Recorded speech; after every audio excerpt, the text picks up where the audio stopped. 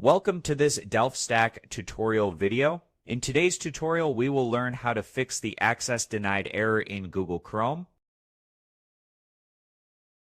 This error usually appears when a website blocks your request due to browser settings, extensions, or network issues. First, reload the page and make sure your internet connection is working properly. If the problem continues, open an Incognito tab by pressing Ctrl, Shift, and N on your keyboard and open the website there.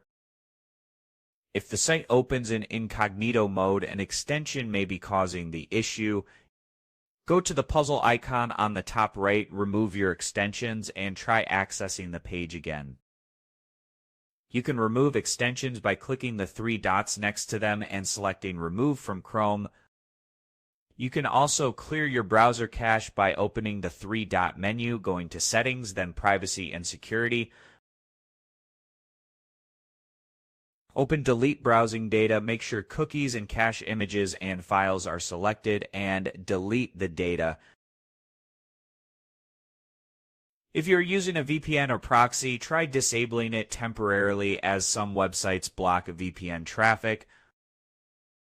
That's it.